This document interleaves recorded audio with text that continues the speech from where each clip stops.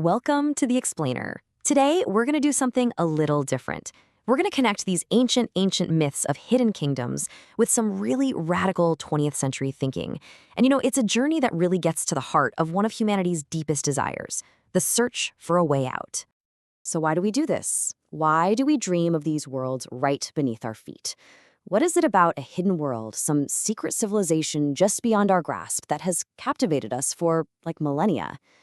This isn't just about fantasy, you guys. It's a really deep-seated desire for an alternative, an escape from the world we see every single day. And this is where it gets really interesting.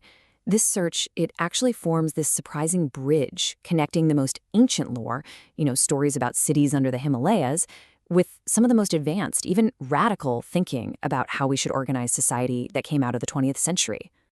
All right, so let's get into the why. What's really driving this perpetual search? It seems to start with this, fundamental dissatisfaction with the world as it is. A world that, let's be honest, consistently falls short of our highest ideals. And you see this play out over and over again. When you look at these myths, a super clear pattern emerges. The surface world, our world, is always portrayed as flawed, right? It's filled with war, greed, corruption, and all this conflict. But the worlds below? Oh, they're presented as these perfected utopias. They're places of peace and advanced knowledge and just perfect harmony. I mean, they're basically everything we're not. And look, this is not a new feeling. For literally thousands of years, you had teachers and visionaries, like the Egyptian pharaoh Akhenaten way back in 1200 BC, presenting these incredible ideals of unity and peace. But humanity, well, we've always struggled to live up to them. And that creates this constant nagging need for an alternative reality, right? An escape to a place where those ideals are just the norm. Okay, so this desire for escape, it wasn't just some abstract idea. People actually mapped it onto legendary, hidden locations all around and even under the globe. Now, the big one, the most famous of all these hidden worlds, has to be Agartha. The legend describes this vast underground cities supposedly home to millions of people who have wisdom and technology just light years beyond our own. They're seen as the guardians of sacred knowledge, keeping it safe, concealed from a surface world that just isn't ready for it yet. And get this isn't just some vague, once-upon-a-time folklore. Both ancient accounts and, more modern researchers point to specific real-world locations as potential gateways to this inner Earth. Two of the most frequently cited entrances are these incredible ancient cave systems in India, places like Ellora and Ajanta, and the super remote mountains of the Hindu Kush in Afghanistan.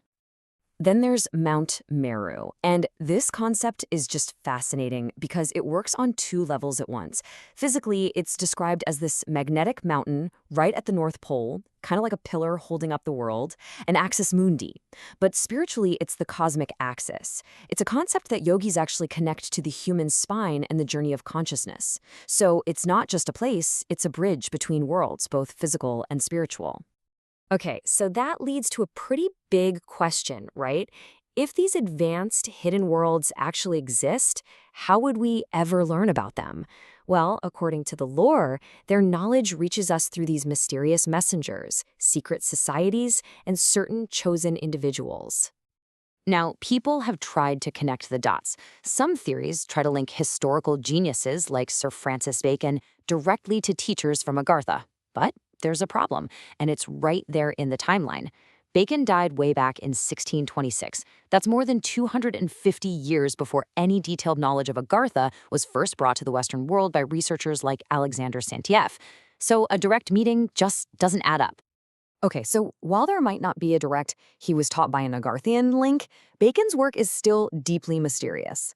I mean, his unfinished book, The New Atlantis, described a secret society, an invisible college, basically, dedicated to advancing knowledge. The real mystery here is that his writings included these incredibly specific details about the Americas that would have been pretty much impossible for an Englishman of his time to know. It really suggests he had access to some kind of hidden source of information. And this brings us to another legendary figure, one you've probably heard of, the Count of Saint Germain. The philosopher Voltaire really captured his reputation perfectly when he called him the man who knows everything and never dies.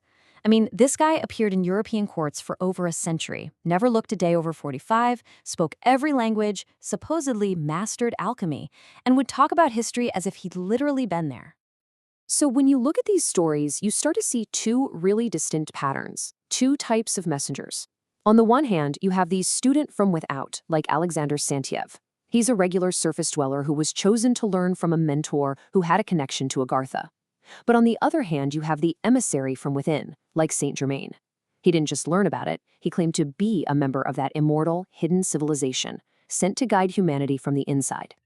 But, this whole idea of a secret group of insiders bound by some hidden knowledge, it isn't just for ancient lore. It actually pops up in our modern world too, and it shows what can happen when a hidden system is created not for enlightenment, but for exclusion and corruption. A perfect example is the phrase, "a firm within a firm." It was used to describe this corrupt network inside of Scotland Yard. It shows exactly how the structure of a secret society can be twisted.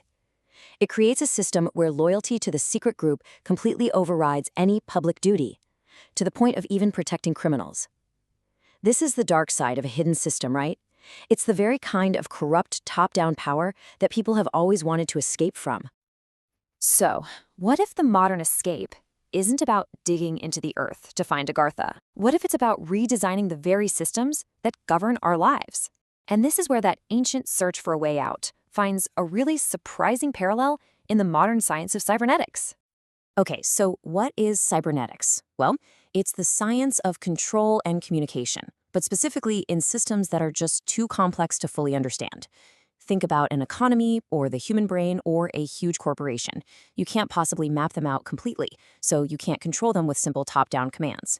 Cybernetics offers a totally new way to manage this kind of overwhelming complexity.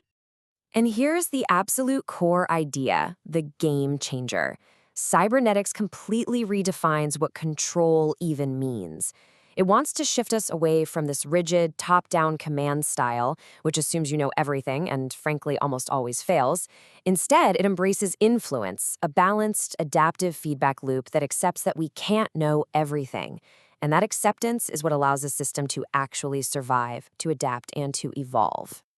The cyberneticist Stafford Beer actually created a model for this called the viable system model, and he was inspired by the human nervous system. Just look at the flow here. You have autonomous units doing their thing at the bottom, but there's a constant flow of feedback moving up through layers of coordination and strategy. This setup allows the entire system to adapt and respond without needing some rigid, all-powerful boss at the top dictating every move. In theory, it's a blueprint for a society that could actually work, that could be viable. And all of this, it brings us to a final and pretty profound question. What if this whole journey we've been on, from the depths of Agartha to a cybernetic society, was never really about changing the world outside of us, but about changing the world within us?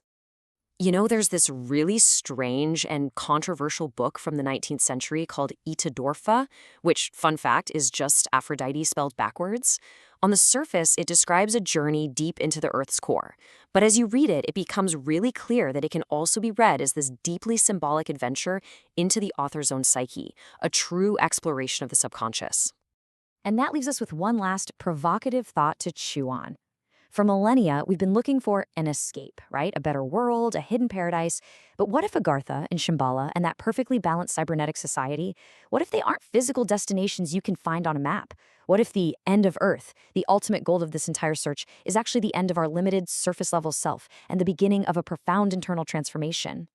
Maybe, just maybe, the escape we've all been searching for isn't out there at all, but deep within us,